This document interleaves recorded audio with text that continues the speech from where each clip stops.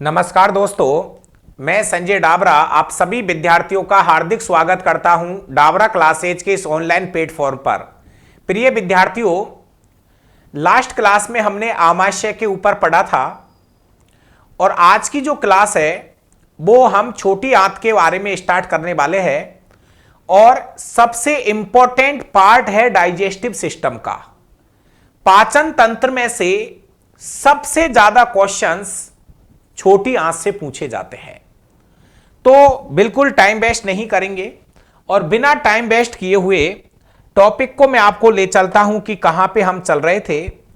प्यारे विद्यार्थियों, last class में हमने छोटी आंत हेडिंग पे लगाई थी। छोटी आंत, इसको हम बोलते हैं स्मॉल इंटेस्टाइन। तो छोटी आंत से कैसे कैसे क्वेश्चंस एग्जाम में पूछे जाएंगे, पहले एक बार आप हेडिंग लगा लीजिए और जितने भी ऑब्जेक्टिव क्वेश्चंस बनते जाएंगे वो मैं एक एक करके आपको लिखाता चलूंगा। सबसे पहली चीज, छोटी आंत की अगर मैं बात करूं तो जैसे ये आपका डायग्राम है, ये आमाशय है और आमाशय के नीचे ये है हमारी छोटी आंत। विद्यार्थियों, बहुत ज्यादा क्वेश्चंस एग्जाम में पूछे जाते हैं, इसलिए मैं बार बार कहता रहूंगा कि छोटी आंत को आपको अच्छे से पढ़ना है। सबसे पहला क्वेश्चंस मैं छोटी आंत के ऊपर लिख रहा हूं, तो पहला क्वेश्चन नोट कर लीजिए। छोटी आंत आहार नाल का सबसे लंबा भाग होता है। छोटी आंत आहार नाल का सबसे लंबा भाग होता है। आहार नाल का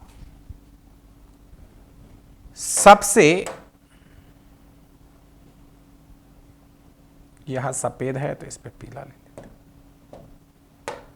हैं। सबसे लंबा भाग होता है। आहार नाल का सबसे लंबा भाग होता है जिसकी लंबाई लगभग 6 मीटर मानी जाती है। प्यारे विद्यार्थियों, छोटी आंत की लंबाई आपने पहले भी पढ़ रखा होगा, लंबाई है लगभग 6 से 7 मीटर। आगे हम बात करें तो छोटी आंत के 3 भाग है। प्यारे विद्यार्थियों, अच्छे से याद करना इस भाग को। छोटी आंत के 3 भाग है, कहने का मतलब छोटी आंत जो है 3 भागों से मिलकर बनी है। नंबर 1, सबसे आगे वाला जो हिस्सा है वो ग्रहणी है, इसको हम डूडोनियम भी बोलते हैं मित्रों, और डूडोनियम नाम ज्यादा भी आता है एग्जाम में। इसके बाद दूसरा बीच वाला जो भाग होता है वो जेजुनम है और तीसरा भाग होता है इलियम।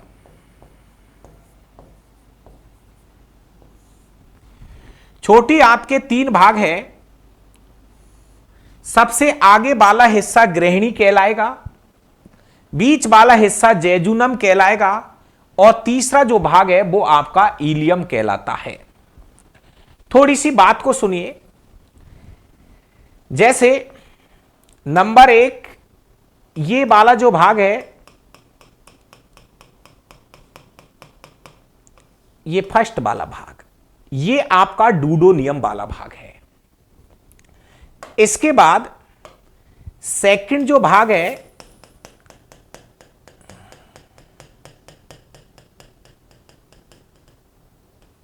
सेकंड वाला जो भाग है ये आपका जेजुनम है और तीसरे नंबर का जो भाग है, सबसे बड़ा भाग यही माना जाता है।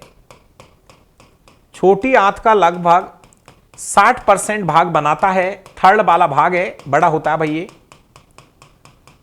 ये आपका इलियम है।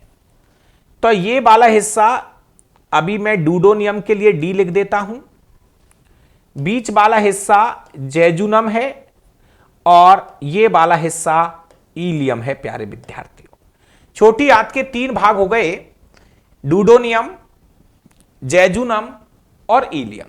तो वो आपसे पूछेगा आमाशय से जुड़ा हुआ भाग कौन सा है, तो आमाशय से जुड़ा हुआ भाग कौन सा है आप खुद ही बता दीजिए। छोटी आंत का कौन सा भाग है जो आमाशय से जुड़ा है, चित्र के माध्यम से बता दीजिए। तो छोटी आंत का कौन सा भाग है जो आमाशय से जुड़ा होगा, डूडोनियम।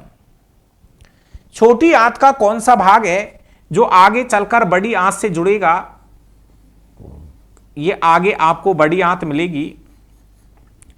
तो छोटी आंत का कौन सा भाग है जो बड़ी आंत से जुड़ा मिलेगा, तो ये वाला भाग आपका इलियम है। कौन सा भाग है ये, इलियम। तो कहने का मतलब, इधर तो बात सुनो, आपसे पूछे कि छोटी आंत की व्यवस्था है किसके बीच में है, तो देखो याद करो, एक बहुत अच्छा क्वेश्चन मैं बता रहा हूं। कल मैंने बताया था कि आमाशय के भी 3 भाग थे, कार्डियक, फंडिक, पाइलोरिक। तो ये वाला हिस्सा क्या है, पाइलोरिक हिस्सा है। आमाशय का एक भाग था पाइलोरिक। और इधर बड़ी आंत का जो पहला हिस्सा है वो आपका होता है सीकम। बड़ी आंत का पहला भाग होता है सीकम। तो अगर मैं बहुत ही स्पष्ट तरीके से बात करूं तो हमारी छोटी आंत जो है वो पाइलोरिक, कार्डियक, फंडिक और फाइलोरिक, पाइलोरिक और सीकम के बीच में व्यवस्थित होती है। बात को सुनो, बहुत ही शानदार सा पॉइंट है ये। छोटी आंत जो है इधर तो पाइलोरिक वाला हिस्सा है और इधर सीकम वाला हिस्सा है, इसके बीच में व्यवस्थित रहती है। लंबाई 6 फीट हो गई, 6 फीट नहीं, सॉरी 6 मीटर। तो ये तो हो गई आपकी छोटी आंत की बात। अब मैं बात करूं काम की बात जो है वो ये है कि छोटी आंत से यहां पर तो एक संरचना जुड़ी रहती है, आप याद करो मैंने बताई थी, यहां पर एक संरचना जुड़ी रहती है, पत्ते के जैसी संरचना जुड़ी होती है, ये तो है अग्नाशय ग्रंथि। अब थोड़ा सा ध्यान से देख ले, अग्नाशय ग्रंथि। प्रिय विद्यार्थियों ध्यान से सुनना, अग्नाशय ग्रंथि से जो कुछ भी निकलेगा वो ग्रहणी में आएगा। ध्यान से सुनो, अग्नाशय ग्रंथि से जो कुछ भी निकलेगा वो ग्रहणी में आएगा। और एक आपका यहां पे मैं बना रहा हूं लीवर।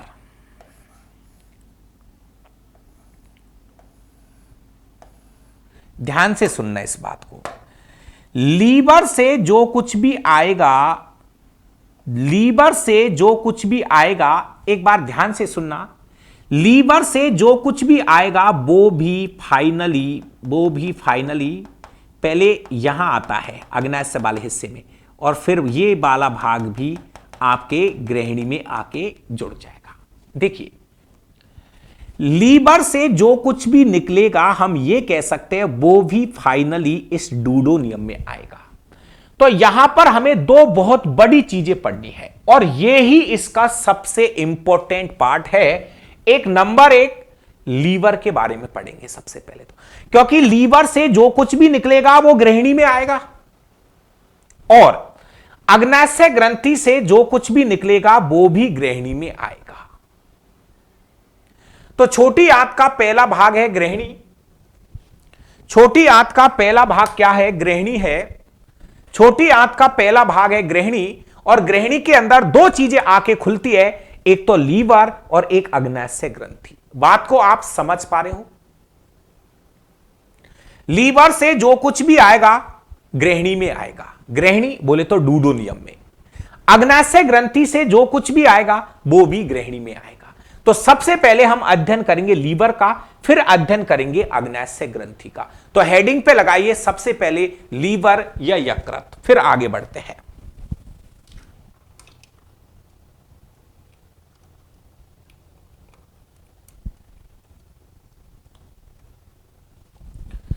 चलो, अगले पेज पे चलते हैं और हेडिंग लगाते हैं लीवर या यकृत। सबसे इंपॉर्टेंट है मेरी तरफ से, हर एग्जाम में लीवर के ऊपर क्वेश्चन आता है, लीवर, यकृत, या हम इसको नाम देते हैं जिगर। एक चित्र बता दूं तो आपको पता चल जाएगा कि वास्तव में लीवर कहां है। देखिए,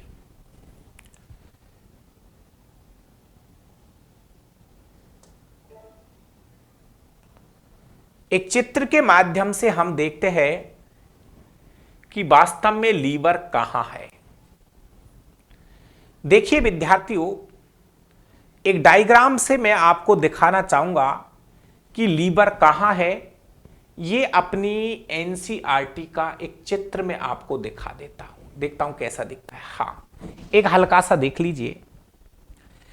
एक एनसीईआरटी का एक चित्र में आपको शो कर रहा हूं, आप इसको एक बार देखिए। ये लीवर है त्रिभुज के जैसा। ये तो आपका आमाशय हुआ,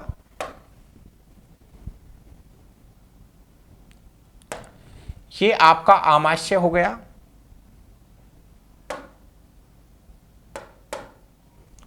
ये तो हो गया आपका, ये कलर चेंज कर लेते हैं, ये तो हो गया आपका आमाशय, आराम से नजर आ रहा है। ये पत्ते जैसी आकृति देखिए, ये हो गई आपकी अग्नाशय ग्रंथि,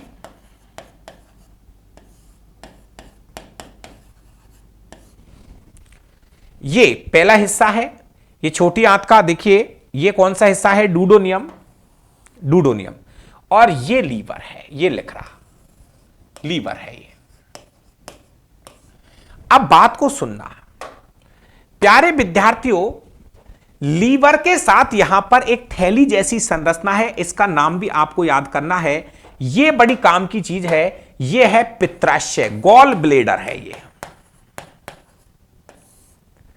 गॉल ब्लेडर, गॉल ब्लेडर है। देखो एक बार, एक थैली जैसी संरचना आपको दिखाई दे रही है, सर दिखाई दे रही है। तो बात यह है, बड़े अच्छे से सुनना प्यारे विद्यार्थियों, लीवर से मैं आपको एक हल्की सी चीज बता देता हूं कि लीवर से निकलेगा पित्रस। क्या निकलेगा, आगे फिर बता दूंगा। लीवर से निकलता है, और मैंने आपको 2-3 बार भेज भी चुका हूं, लीवर से क्या निकलेगा, पित्रस। लीवर से क्या निकलेगा, पित्रस। और यह पित्रस जब लीवर से निकलेगा तो पहले यह पित्रस यहां जाके इकट्ठा होगा पित्राशय में। बात को सुनना, लीवर से जो पित्रस निकलेगा, लीवर से जो पित्रस निकलेगा वो पहले पित्राशय में जाके इकट्ठा होगा। लीवर से निकल रहा है पित्रस, तो वो पहले कहां जाके इकट्ठा होगा, इस पित्राशय में जाके इकट्ठे होगा। और फिर पित्राशय से फिर, पित्राशय से फिर वापस आएगा, और ऐसे आता हुआ आता हुआ आता हुआ इस जगह पर देखो, अग्नाशय ग्रंथि की नली और लीवर की नली यहां पे कॉमन हो जाती है, और यहां पे फिर ये डूडोनियम में आ जाएगा। समझो बात को,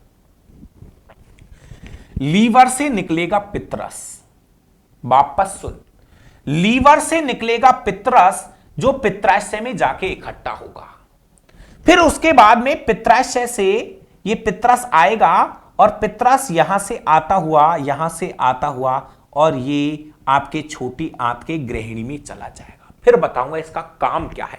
आप देख पा रहे हो लीवर कहां है, लीवर इधर की तरफ है। किधर की तरफ, जैसे हमारा शरीर है तो शरीर के दाएं हाथ की तरफ यहां लीवर है, इधर इधर हार्ट है, तो इस वाले हिस्से की तरफ आपका क्या है, लीवर है। तो लीवर के क्वेश्चन में आपको लिखाना शुरू कर रहा हूं। चलिए नंबर 1 क्वेश्चन, सबसे पहला क्वेश्चन है, एक एक करके हम इनको नोट करते चलते हैं। सबसे पहला क्वेश्चन, लीवर का अध्ययन, लीवर का अध्ययन विज्ञान की हेपेटोलॉजी शाखा में किया जाता है।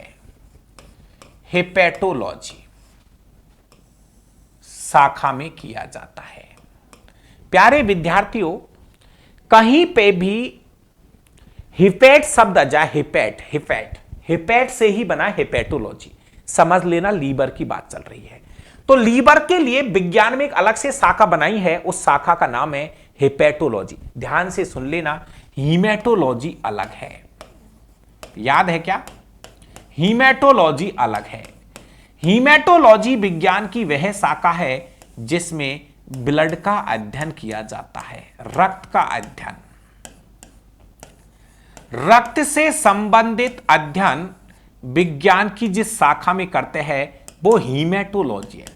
यहां हीम शब्द का प्रयोग होता है, हीम। यहां हेपेट शब्द का प्रयोग होता है, हेपेट। तो दोनों अलग अलग चीज है, ध्यान से सुन लीजिए।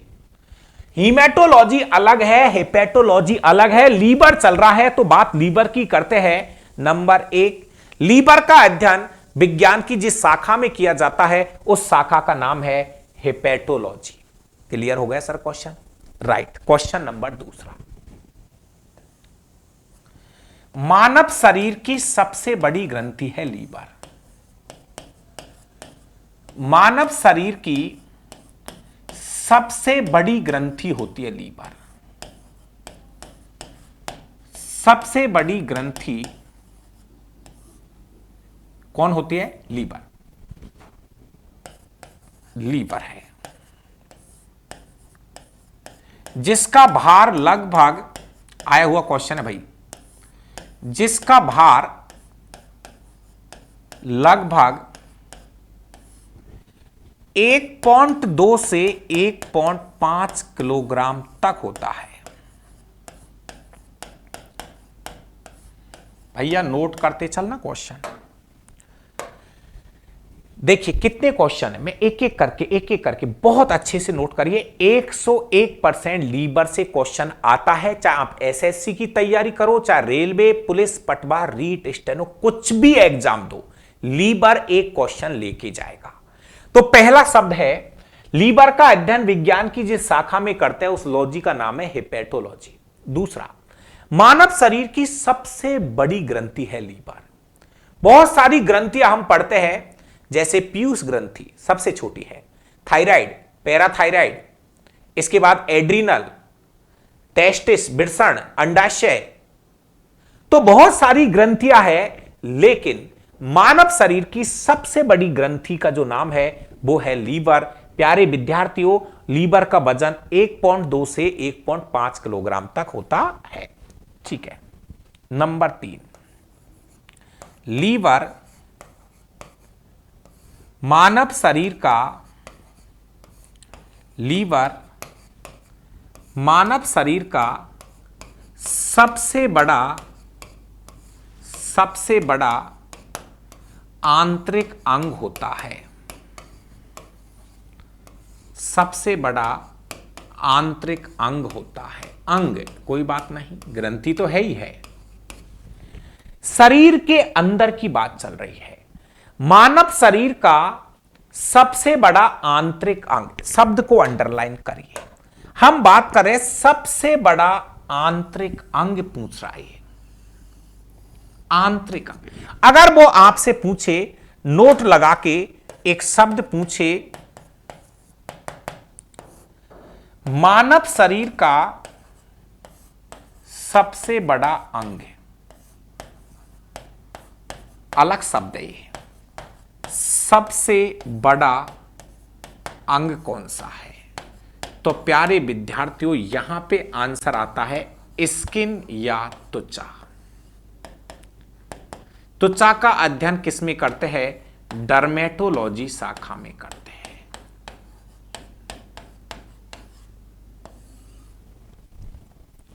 दोनों में अंतर है, चेक करो एक बार, दोनों में अंतर है। यहां तो है सबसे बड़ा आंतरिक अंग पूछ रहा है, अंदर की बात चल रही है। सबसे बड़ा आंतरिक अंग पूछे तो आंसर आपका होगा लीवर, और केवल पूछे सबसे बड़ा अंग, दोनों में अंतर है। सबसे बड़ा आंतरिक अंग और सबसे बड़ा अंग पूछे तो आंसर होगा स्किन या त्वचा। और त्वचा के लिए ब्रांच जो है, शाखा का जो नाम है वो है डर्मेटोलॉजी। विज्ञान की वह शाखा जिसमें त्वचा का अध्ययन किया जाता है उस लॉजी का नाम है डर्मेटोलॉजी। त्वचा के बहुत सारे काम है। शरीर से अपशिष्ट पदार्थों को बाहर निकालती है। त्वचा शरीर के टेम्परेचर को बनाए रखने में सहायता करती है। विटामिन डी को एब्जॉर्ब करती है, अवशोषित करने का भी काम करती है। बहुत सारे काम है त्वचा के। तो चलिए आगे बढ़ते हैं। बात लीवर की चल रही है तो लीवर पे ही चलते हैं। ये कॉमन सी बातें चल रही है सबसे पहले। इसके बाद आगे बढ़ते हैं दूसरे पेज पर और लीवर के ऊपर और चर्चा करते हैं। प्यारे विद्यार्थियों, अगर हम लीवर की बात करें, टॉपिक क्या चल रहा है? लीवर, यकृत। चलो आगे बढ़ाते हैं। लीवर करता क्या क्या है? लीवर के एक एक करके हम फंक्शंस पढ़ते चल रहे हैं। तो लीवर के कार्य क्या है? तो सबसे इंपॉर्टेंट काम है कि लीवर से ध्यान से सुनना, लीवर से पित्तरस का स्त्रवण होता है, बाइल जूस। ये काम का शब्द है। लीवर से पित्तरस का स्त्रवण होता है। स्त्रवण का मतलब है निकलता है। लीवर से क्या निकलता है? पित्तरस निकलता है। इसके काम बताऊंगा, आप ध्यान से सुनना। लीवर से क्या निकलता है? पित्तरस। पित्तरस को हम बोलते हैं बाइल जूस।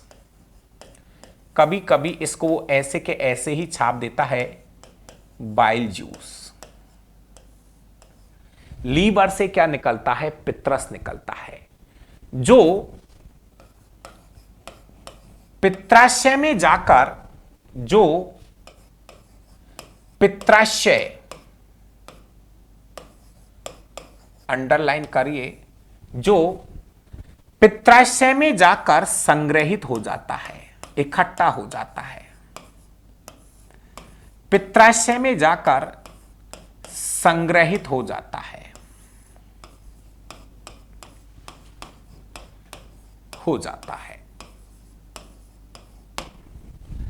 आपसे वो पूछेगा यहां पे वो शब्द नहीं दिखाई दे रहा है क्या? ये पित्राशय लिखा है भाई, गॉल ब्लेडर, पित्राशय। थोड़ी लाइट पड़ जाती है कभी कभी, तो ये क्या लिखा हुआ है? पित्राशय लिखा हुआ है। चलिए, बात ये चल रही है विद्यार्थियों कि लीवर से निकलता है पित्तरस। कहां से निकलता है? लीवर से, जो कि पित्राशय में जाकर क्या हो जाता है? संग्रहित हो जाता है, इकट्ठा हो जाता है। यह बात तो समझ में आ गई। अब बात यह है कि पित्तरस करता क्या है। तो अभी हम थोड़ी देर के लिए केवल पित्तरस पे चर्चा करेंगे। किस पे चर्चा करेंगे? पित्तरस के ऊपर। सबसे पहले अगर मैं पित्तरस की बात करूं तो प्यारे विद्यार्थियों, पित्तरस का जो पीएच का मान आता है वो लगभग 7.5 से 8.5 रहता है। ऐसे में पित्तरस की जो प्रकृति होती है वो दुर्बल क्षारीय होता है, दुर्बल क्षारीय होता है।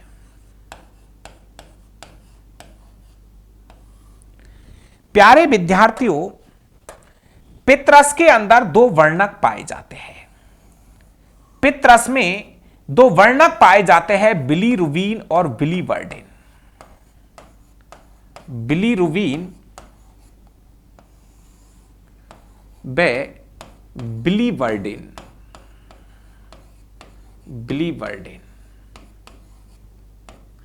आया हुआ क्वेश्चन है। लीवर से क्या निकलता है? पित्तरस। ठीक है, कहां जाके इकट्ठा हो जाता है? पित्राशय में। फिर पित्राशय से कहां आ जाता है? छोटी आंत में। पित्राशय से कहां आ जाता है? छोटी आंत में। क्वेश्चन यह है प्यारे विद्यार्थियों, जो हम पित्तरस की बात कर रहे हैं, बाइल जूस, ये पित्तरस के अंदर दो विशेष वर्णक पाए जाते हैं। ये क्या है? ये पिगमेंट है, ये वर्णक है। पित्तरस के अंदर दो विशेष वर्णक पाए जाते हैं, पिगमेंट पाए जाते हैं। उनका नाम है बिलीरुबिन और बिलीवर्डिन। क्वेश्चन आया है पित्रस में कौन से वर्णक पाए जाते हैं, बिलीरुबिन और बिलीवर्डिन। एक क्वेश्चन और, जब ब्लड में बिलीरुबिन वर्णक की मात्रा बढ़ जाती है, जब ब्लड में बिलीरुबिन वर्णक की मात्रा बढ़ जाती है तो प्यारे विद्यार्थियों, बिलीरुबिन वर्णक की मात्रा बढ़ने से एक रोग होता है जिसका नाम है पीलिया या जॉन्डिस रोग। पीलिया या जॉन्डिस रोग हो जाता है, जॉन्डिस रोग हो जाता है। आपसे पूछेगा किस वर्णक की मात्रा बढ़ने से, नोट करो इस क्वेश्चन को, किस वर्णक की मात्रा बढ़ने से पीलिया रोग होता है। तो प्रिय विद्यार्थियों, जब ब्लड में बिलीरुबिन वर्णक की मात्रा बढ़ जाती है तो ऐसी स्थिति में पीलिया रोग हो जाता है जिसमें हमारी आंखें, नाखून, त्वचा हल्की पीली पड़ने लगती है। किस वर्णक की मात्रा बढ़ने, आंसर होगा बिलीरुबिन, बिलीवर्डिन नहीं, बिलीरुबिन वर्णक की मात्रा बढ़ने से पीलिया रोग होता है। क्या क्या बोल दिया मैंने। पित्रस कहां से निकलता है, नोट करो, पित्रस कहां से निकलता है, लीवर से। कहां जाके इकट्ठा होता है, पित्राशय में। पित्रस में, सॉरी, पित्रस के अंदर दो वर्णक पाए जाते हैं, कौन कौन से, बिलीरुबिन और बिलीवर्डिन। किस वर्णक की मात्रा बढ़ने से पीलिया होता है, बिलीरुबिन वर्णक की मात्रा बढ़ने से पीलिया रोग होता है। और पित्रस का जो पीएच का मान होता है वो लगभग 7.5 से 8.5 के बीच में रहता है। ठीक है, अभी तक की बात। अगला, पित्रस का काम क्या है, लीवर के, अभी तो भाई हम लीवर के काम पढ़ रहे हैं कि लीवर क्या क्या करता है। लीवर से एक तो निकलता है पित्रस, लीवर से क्या निकलता है, पित्रस। अब यहां पे हम लीवर से हटके पहले एक काम बता रहा हूं, पित्रस क्या करता है। तो देखिए प्यारे विद्यार्थियों, पित्रस का कार्य बता रहा हूं।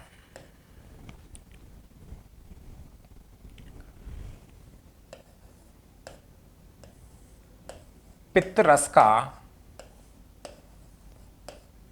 कार्य में बता रहा हूं आपको, पित्रस क्या काम करता है। सुनना, मेरी बात को समझिए। देखिए, एक हल्का सा चित्र वापस बनाता हूं, यहां पे ले लेते हैं। ये आमाशय बना लो छोटा सा,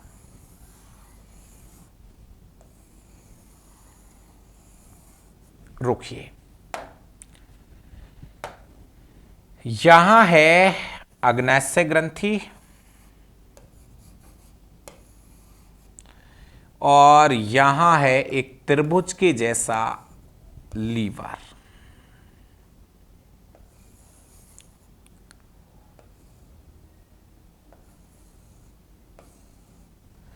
देखिए विद्यार्थियों, लीवर से निकला पित्रस, ठीक है, लीवर से निकला पित्रस कहां आके इकट्ठा हुआ, पित्राशय में आके इकट्ठा हुआ।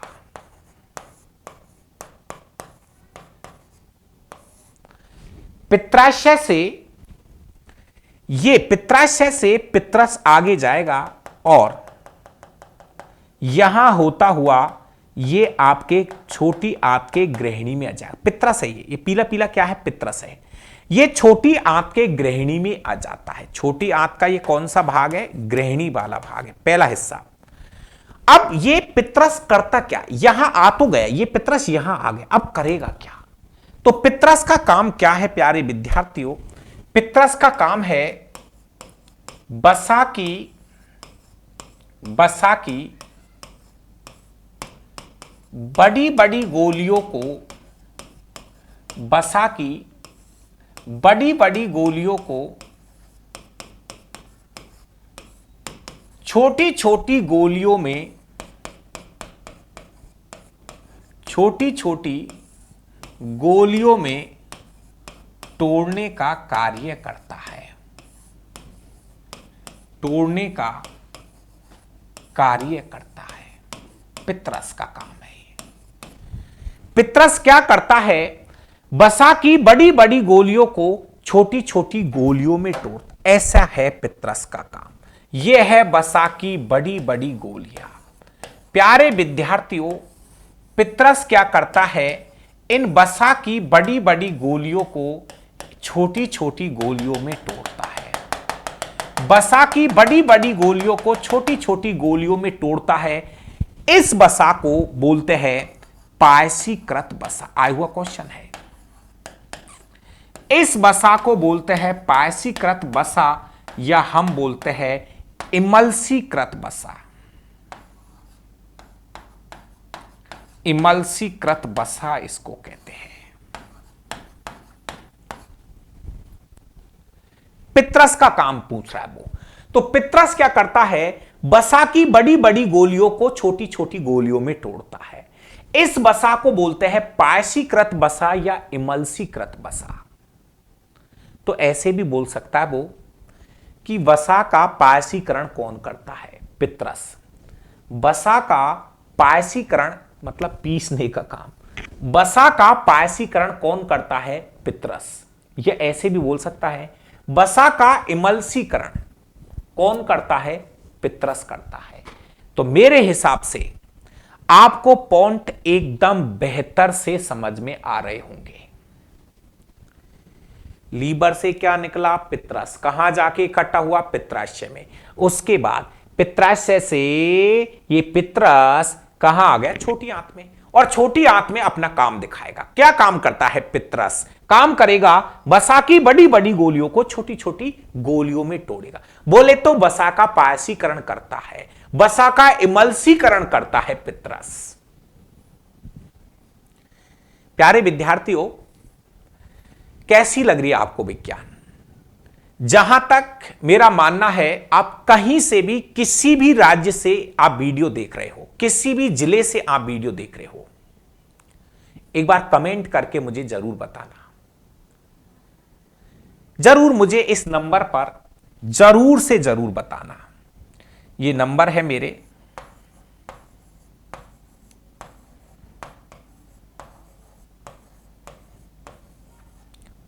भविष्य में कभी गलती से कोई नंबर नहीं मिले तो डाबरा क्लासेज के नाम से मेरा टेलीग्राम ग्रुप है। डाबरा क्लासेज के नाम से मेरा टेलीग्राम ग्रुप है, DABRA,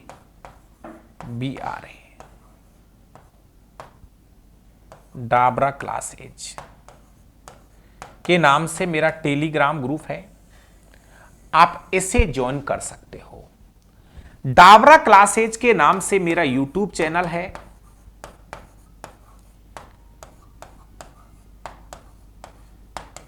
डाबरा क्लासेज के नाम से मेरा यूट्यूब चैनल है। आप वहां पर भी मुझे मिल सकते हो। और मैं खुद Dabra sir face to face आपके सामने हूं। तो एक बार मुझे कमेंट करके जरूर बताइए। ये व्हाट्सएप नंबर है, यहां पे आप मुझे प्लीज एक बार कमेंट करके इतना सा जरूर बताएं कि मैं जो विज्ञान आपको पढ़ा रहा हूं, क्या विज्ञान बेहतर है और आपको समझ में आ रही है। अगर बेहतर है और समझ में आती है तो एक मांग मैं आपसे करता हूं, वो ये है कि अपने अड़ोस पड़ोस में जो भी आपका खास मित्र है, प्लीज एक बार उसको ये सलाह जरूर देना कि यदि एक बार विज्ञान आप पढ़ रहे हो तो एक बार मेरे चैनल से आप जरूर पढ़ के देखें। एक सलाह देनी है बस उसको कि भाई हम डाबरा सर से विज्ञान पढ़ रहे हैं, एक बार आप डाबरा सर की विज्ञान पढ़ के देख लीजिए। चाहे आप किसी भी कंपटीशन की तैयारी कर रहे हो, ग्रुप डी से लेकर आरएस तक की तैयारी कर रहे हो, मैं कह रहा हूं इससे ज्यादा जनरल साइंस, इससे ज्यादा विज्ञान कोई नहीं आपको पढ़ाएगा। बस याद आपको करना है यहां से। तो हम पढ़ रहे थे लीवर क्या काम करता है। ये तो पितरस का काम तो हो गया, होने दो, फिनिश है ये तो। अब बात चल रही है, हमने तो टारगेट किसको किया है, लीवर को किया है। तो लीवर के काम हम पढ़ रहे हैं। पहला काम लीवर का, लीवर से क्या निकलता है, पितरस निकलता है। अगला कार्य, हम लीवर के कार्य पढ़ रहे हैं मित्रों। ओ तेरी,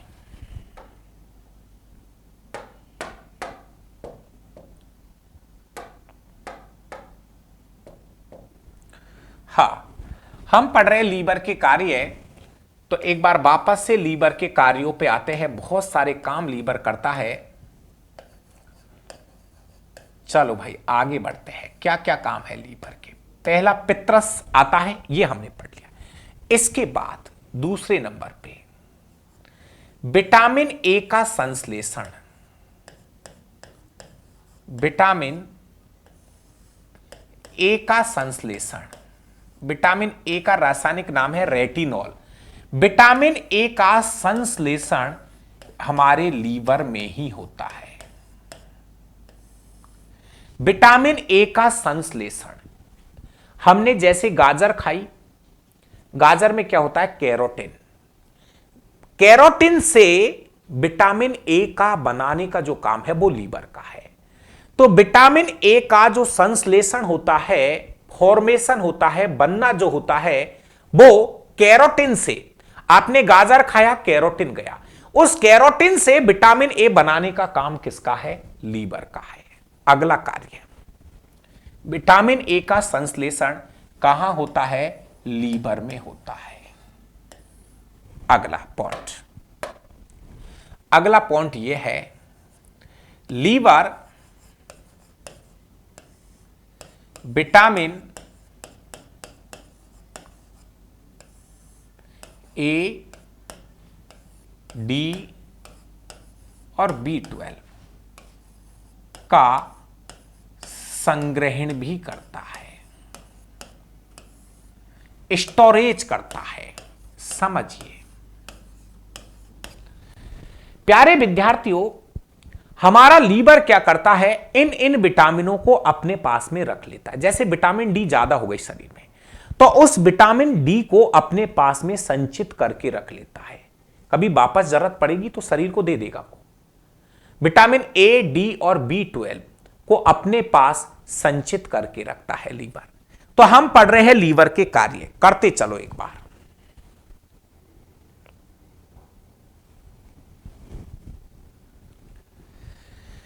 इसके बाद अगला जो काम है प्यारे विद्यार्थियों, बड़ा काम का नाम है। लीवर एक चक्र का नाम है, ऑर्निथीन चक्र के द्वारा। अच्छा शब्द है, लीवर ऑर्निथीन चक्र के द्वारा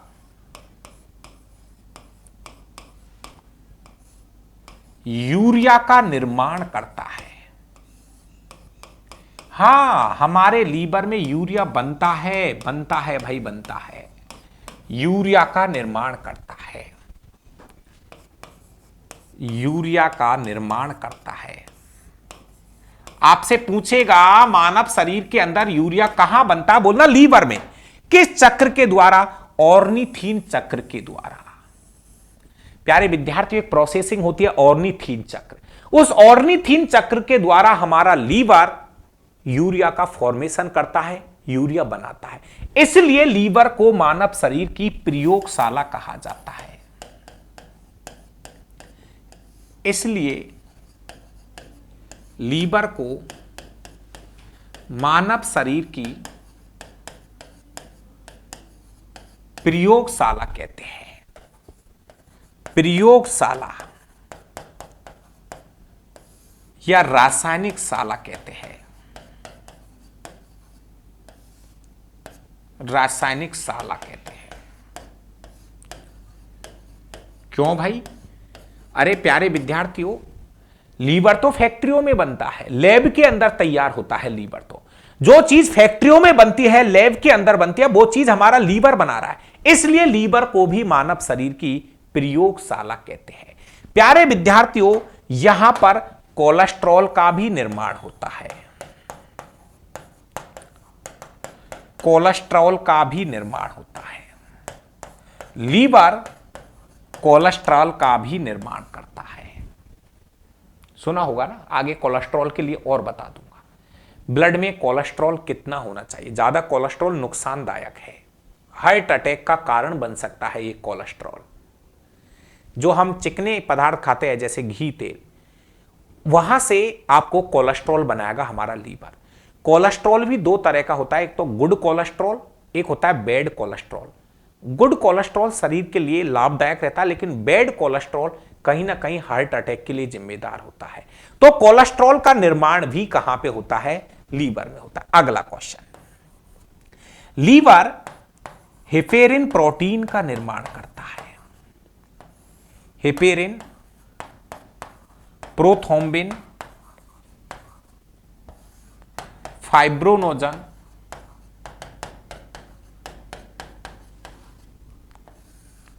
इत्यादि प्रोटीनों का निर्माण करता है। हां प्यारे विद्यार्थियों, लीवर के बहुत काम है। लीवर खराब हुआ, सब कुछ खराब हुआ। प्यारे विद्यार्थियों, हमारा जो लीवर है, एक तो हेपेरिन प्रोटीन का निर्माण करता है। क्या करती है हेपेरिन प्रोटीन? बहुत काम का शब्द है। हेपेरिन जो प्रोटीन होती है, हमारे शरीर के अंदर रक्त का थक्का नहीं बनने देती है। इसे प्रतिस्कंदन प्रोटीन भी कहते हैं, आगे और बताऊंगा। प्रतिस्कंदन प्रोटीन बोलते हैं। एंटी क्लॉटिंग, रक्त का थक्का नहीं बनने देती है। हमारे शरीर के अंदर जो ब्लड बह रहा है उसको जमने से बचाती है हेपेरिन प्रोटीन। तो कहीं ना कहीं हमारे ब्लड के अंदर हेपेरिन प्रोटीन है, जिसकी वजह से ब्लड सिरा और धमनियों में जमता नहीं है। ओके, प्रोथ्रोम्बिन और फाइब्रोनोजन प्रोटीन। प्यारे विद्यार्थियों, कभी चोट लग जाती है तो आपने देखा होगा बाहर की तरफ एक थक्का सा बन जाता है ब्लड का, तो उस ब्लड का थक्का बनाने में सहायता करती है प्रोथ्रोम्बिन और फाइब्रोनोजन प्रोटीन। पढ़ते चलो, काम पढ़ते चलो। लीवर ने विटामिन ए का निर्माण कर दिया। इन विटामिनों को अपने पास में स्टोर कर लिया। यहां यूरिया का निर्माण तक लीवर ने कर दिया। इन कोलेस्ट्रॉल तक का निर्माण लीवर कर रहा है। हेपेरिन, प्रोथ्रोम्बिन, फाइब्रोनोजन प्रोटीन को लीवर बना रहा है। और अभी एक ऊपर एक काम चला गया, पित्रस का निर्माण भी तो यहीं से हो रहा है, बताया है। पित्रस का निर्माण भी यहीं से हो रहा है, लीवर से ही तो पित्रस बन रहा है, अभी तो बताया है। और भी काम बता रहा हूं। काम की चीज है भाई लीवर।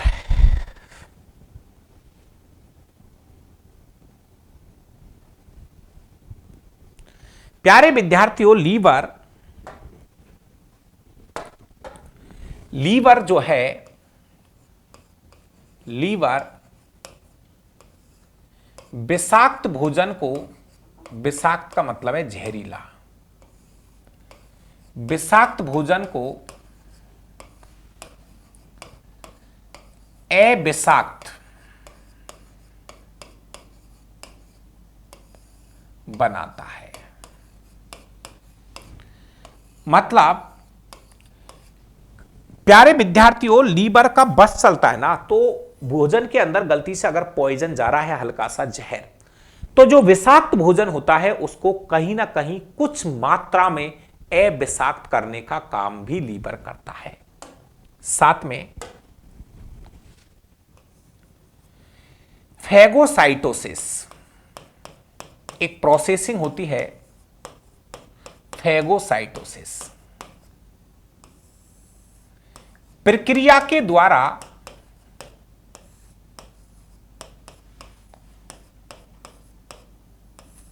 जीवाणुओं का भक्षण भी ये करता है,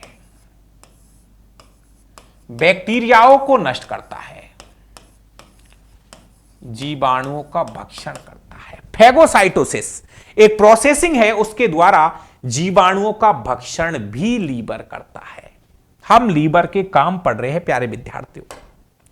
अगला एक बहुत अच्छा काम, भ्रूणीय अवस्था में आरबीसी का निर्माण भी यहां से होता है। याद करिए, भ्रूणीय अवस्था में आरबीसी का निर्माण भी यहां से होता है। भ्रूणीय अवस्था में, बाद में नहीं, निर्माण कौन करता है? लीवर। प्यारे विद्यार्थियों, जब बच्चा मां के गर्भ में होता है तो आरबीसी का निर्माण लीवर से और पलीहा से होता है, लीवर से और पलीहा से होता है। लेकिन जन्म के बाद जो आरबीसी बनती है वो लाल अस्थि मज्जा से बनती है। अब की बात करें ना, अब हमारे शरीर में जो आरबीसी बन रही है वो लाल अस्थि मज्जा से बन रही है। लेकिन जब बच्चा मां के गर्भ में रहता है तो आरबीसी का निर्माण लीवर और पलीहा, दो जगह से, लीवर और पलीहा से होता है। अगला पॉइंट, लीवर में स्थित, लीवर में स्थित काम का शब्द है कूफर कोशिकाएं। अंडरलाइन कर लेना, फिर पूछूंगा 7 दिन बाद में। लीवर में स्थित कूफर कोशिकाएं, आपसे मैं पूछूंगा कि कूफर कोशिका कहां पाई जाती है, तो बोलना लीवर में। कूफर कोशिका कहां पाई जाती है, तो बोलना लीवर में। करती क्या है, लीवर में स्थित कूफर कोशिकाएं मृत आरबीसीओ का भक्षण करती है, मरी हुई आरबीसीओ का भक्षण करती है, मरी हुई आरबीसीओ का भक्षण करती है। सुनो प्यारे विद्यार्थियों, आपने सुना होगा आरबीसी का जीवन काल 120 दिन का होता है। 120 दिन के बाद आरबीसी मर जाती है। मरी हुई आरबीसीओ का जो मेन भक्षण है वो पलीहा करता है। मरी हुई आरबीसीओ का मेन भक्षण पलीहा करता है। लेकिन अगर ऑप्शन में पलीहा नहीं हो तो कूफर कोशिका भी मरी हुई आरबीसीओ का भक्षण करती है।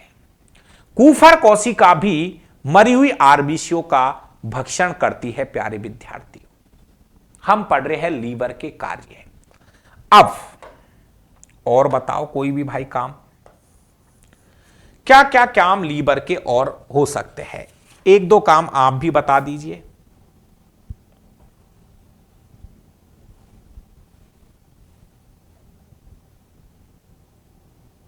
सब चीजें मैंने लिख दी, अब काम की चीज और बच गई।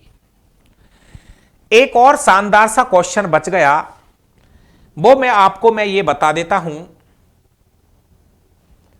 कि सबसे बड़ी चीज यह है, नोट करिए, लीवर में पुनरुद्ध भवन की क्षमता रीजनरेट, पुनरुद्ध भवन की क्षमता सबसे ज्यादा पाई जाती है।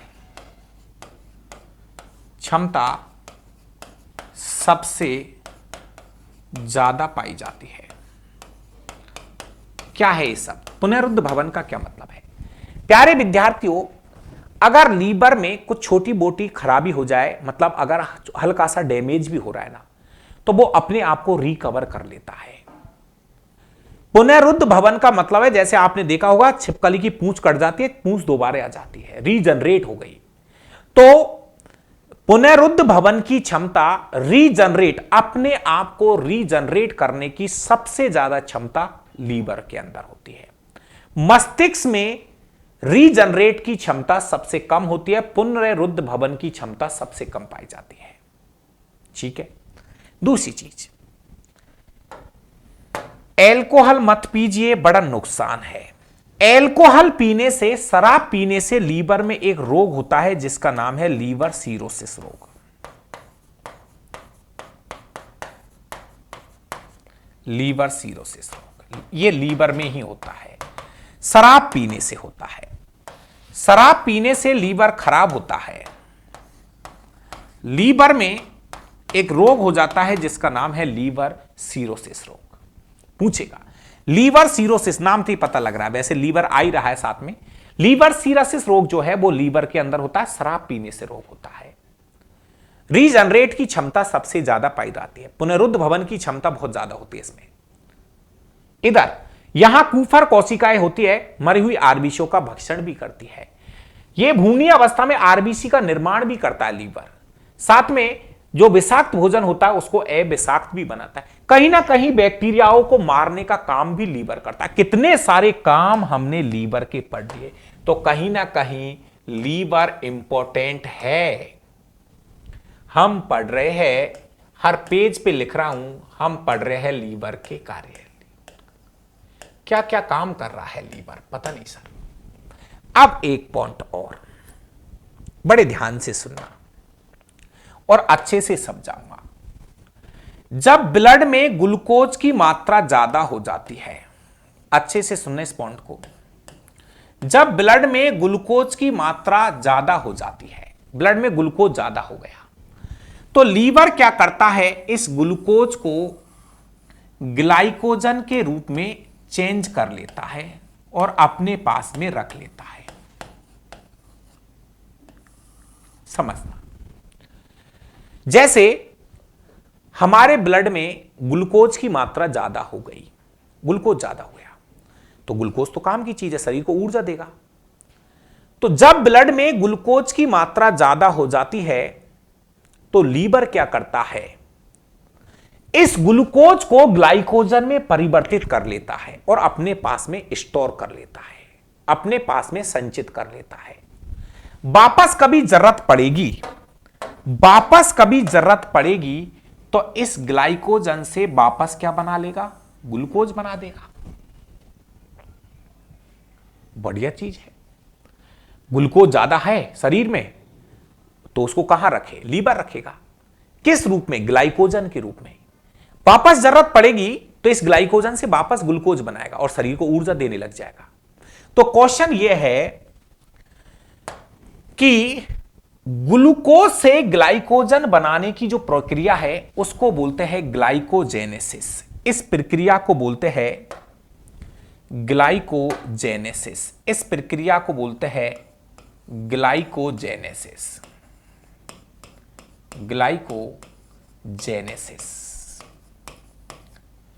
ग्लूकोज का ग्लाइकोजन में परिवर्तन ग्लाइकोजेनेसिस कहलाता है।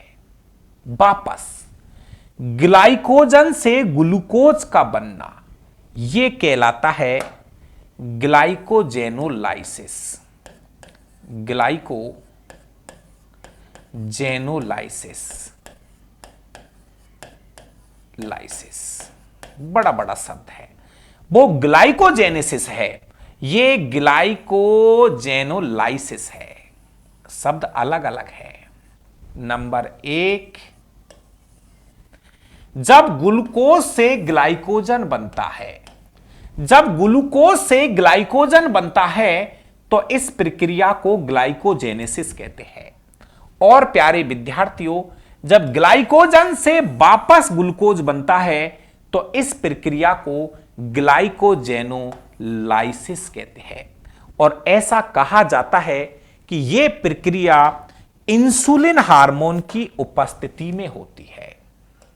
ये जो काम होता है ये इंसुलिन हार्मोन की उपस्थिति में होता है। काम, ये कहीं गलत तो नहीं बोल रहा हूं भाई मैं? हां, बिल्कुल सही बोल रहा हूं। इंसुलिन हार्मोन की उपस्थिति से यह काम होता है। इंसुलिन हार्मोन की उपस्थिति में यह प्रोसेसिंग चलती है। कहां से निकलता है इंसुलिन हार्मोन? अग्नाशय ग्रंथि से निकलता है। तो क्या कहा मैंने, जब ब्लड में ग्लूकोज की मात्रा ज्यादा हो जाती है, ब्लड में ग्लूकोज कितना होता है, नॉर्मल ग्लूकोज, ब्लड में नॉर्मल ग्लूकोज, ब्लड में हिंदी में लिखता हूं भाई, नॉर्मल ग्लूकोज कितना होना चाहिए? ब्लड में नॉर्मल ग्लूकोज की मात्रा लगभग 80 से 100 मिलीग्राम प्रति 100 ml बताई जाती है। जबकि ब्लड में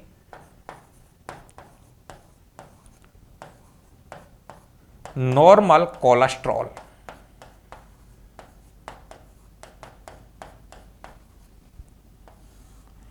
ये 180 से 200 मिलीग्राम प्रति 100 ml बताई जाती है। थोड़ा डाटा ऊपर नीचे दे सकता है एग्जाम में, कोई दिक्कत नहीं है। बात यह चल रही है, जब ब्लड में ग्लूकोज की मात्रा ज्यादा हो जाती है तो लीवर क्या करता है, उस ग्लूकोज को ग्लाइकोजन के रूप में रख लेता है। क्वेश्चन आता है, जीव जंतुओं का संचित भोजन बोलते हैं इस ग्लाइकोजन को। इस ग्लाइकोजन को जीव जंतुओं का संचित भोजन कहा जाता है। जीव जंतुओं का संचित भोजन है ये। जीव जंतुओं का संचित भोजन किसे कहा जाता है, ग्लाइकोजन को। ग्लूकोज भी कार्बोहाइड्रेट है भाई, ग्लूकोज क्या है, कार्बोहाइड्रेट है, मोनोसैकेराइड है। ग्लाइकोजन क्या है, कार्बोहाइड्रेट ही है लेकिन वो पॉलीसैकेराइड है। जब बहुत सारे ग्लूकोज के अणु आपस में मिल जाते हैं तो पॉलीसैकेराइड बन गया। नोट करिए बहुत अच्छे से इसको।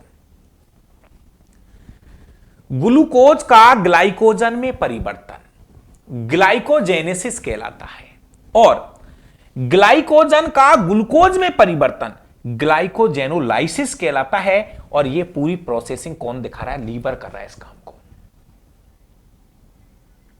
यह है लीवर के काम हम पढ़ रहे थे प्यारे विद्यार्थियों। एक क्वेश्चन और है यहां पे,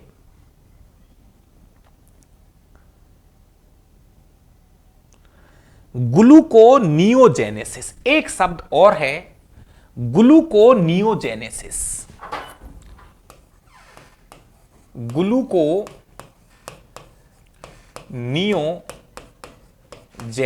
एक शब्द है प्यारे विद्यार्थियों। ग्लूकोनियोजेनेसिस बहुत ज्यादा इंपॉर्टेंट नहीं है लेकिन फिर भी आप याद कर लीजिए। ग्लूकोनियोजेनेसिस कभी कभी क्या होता है, हमारा जो लीवर है, लीवर बहुत इमरजेंसी में लीवर क्या करता है, वसा से ग्लूकोज बनाने लग जाता है। वसा से क्या बना लेता है, ग्लूकोज बना देता है। बहुत इमरजेंसी में, बहुत ही इमरजेंसी में वसा का लास्ट में नंबर आता है। सबसे पहले ऊर्जा कार्बोहाइड्रेट से मिलेगी, जरूरत पड़ेगी तो वसा से भी हमें ऊर्जा देगा और प्रोटीन भी। तो कभी कभी क्या होता है प्यारे विद्यार्थियों, बहुत इमरजेंसी में जब कार्बोहाइड्रेट से ऊर्जा खत्म हो गई तो हमारा शरीर क्या करता है, वसा और प्रोटीन से भी ग्लूकोज बनाना शुरू कर देता है। वसा और प्रोटीन से भी ग्लूकोज बनाना शुरू कर देता है। इस प्रक्रिया को ग्लूकोनियोजेनेसिस कहते हैं। दो अलग अलग शब्द है देखो, ग्लाइकोजेनेसिस, ग्लाइकोजेनोलाइसिस। ये तो कार्बोहाइड्रेट है दोनों ही। और इमरजेंसी में जब वसा से या प्रोटीन से जब ग्लूकोज बनाता है लीवर, इस प्रक्रिया को बोलते हैं ग्लूकोनियोजेनेसिस। प्यारे विद्यार्थियों, ये हमने पढ़े लीवर के कार्य। अगर गलती से एक दो, अगर हो सकता है बहुत सी बार अगर गलती से कुछ छूट जाए लीवर के ऊपर, तो आप भी अपनी कॉपी में 2-4 नोट के लिए जगह छोड़ सकते हैं। अब मुझे लीवर यहां पे फिनिश हुआ, लीवर ने अपने अपने काम दिखा दिए। अब एक क्वेश्चन यह है कि लीवर से कोई एंजाइम नहीं निकलता। वर्णक थे वो, लीवर से कोई एंजाइम नहीं निकलता है। लीवर से कोई एंजाइम नहीं निकलता है। सुनो गुरुजी, लीवर से पित्रस निकलता है। हां बिल्कुल सही है, लीवर से पित्रस निकलता है, लेकिन पित्रस कोई एंजाइम नहीं है। वो एंजाइम नहीं है मेरे भाई, वो तो एक वर्णकों का समूह है। हां, लीवर से 2 वर्णक निकले थे, बिलीरुबिन और बिलीवर्डिन। बिलीरुबिन और बिलीवर्डिन वर्णक जरूर, लेकिन ध्यान रखना लीवर से कोई भी एंजाइम नहीं निकलता है। लीवर सबसे बड़ी ग्रंथि तो है, लेकिन लीवर एक वही स्त्रावी ग्रंथि का उदाहरण है। लीवर एक प्रकार की वही स्त्रावी ग्रंथि है। आगे ग्रंथियों में पढ़ाऊंगा। ग्रंथि 3 प्रकार की होती है, अंतःस्त्रावी, वही स्त्रावी और मिश्रित प्रकार की ग्रंथि। तो लीवर सबसे बड़ी ग्रंथि है, लेकिन लीवर एक प्रकार की वही स्त्रावी ग्रंथि होती है। कौन सी ग्रंथि है? वही स्त्रावी ग्रंथि है।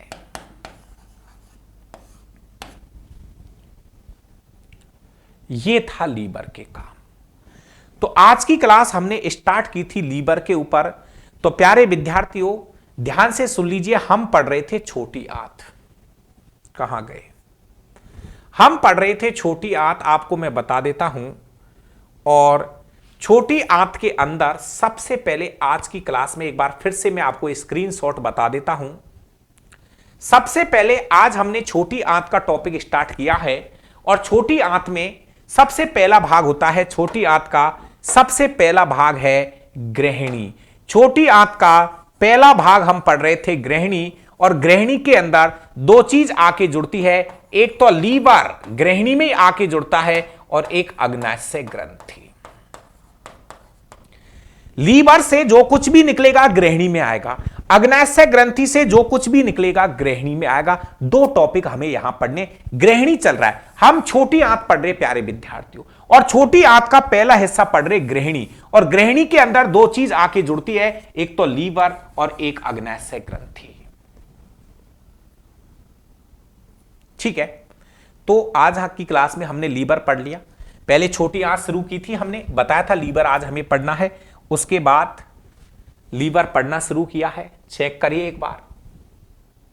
उसके बाद लीवर के हमने कार्य शुरू कर दिए। लीवर से पित्रस भी निकला है। ये देखिए लीवर के काम हम लिख रहे हैं, ये पित्रस के काम है। ये देखिए लीवर के कार्य, ये देखिए लीवर के कार्य, ये देखिए लीवर के कार्य, और ये देखिए लीवर के कार्य।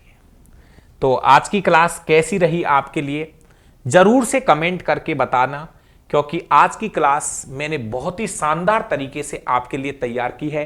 कमेंट करके जरूर बताइए, और प्लीज अपने मित्रों को जोड़ो यार। देखो, आपका सपोर्ट मुझे जरूरी है। मेरी वीडियो आप उनको एक बार, यदि सच में आपको अच्छी लग रही हो, मैं नहीं कहता, अगर बुरी है मत बताओ, लेकिन अगर आत्मा से बोलना, यदि मेरी वीडियो आपको अच्छी लग रही है तो आप सबको दिखाइए। आप इसको, जैसे मान लीजिए आपके घर में कोई विद्यार्थी कक्षा 10वीं में पढ़ रहा है, उसको आप दिखा सकते हो। कक्षा 11वीं में बायोलॉजी है, आप उसको दिखाइए, बहुत बेनिफिट करेगी। और किसी भी कंपटीशन की आप तैयारी कर रहे हो, आपको मैं सबसे आगे लेके चलूंगा। बस आप धैर्य रखिए, समय जरूर लगेगा, लेकिन चीजों को बेहतर से आपको सिखा दूंगा। थैंक यू प्यारे विद्यार्थियों, बहुत बहुत धन्यवाद। अगली क्लास में हम अग्नाशय ग्रंथि शुरू करने वाले हैं। Thank you, okay, bye.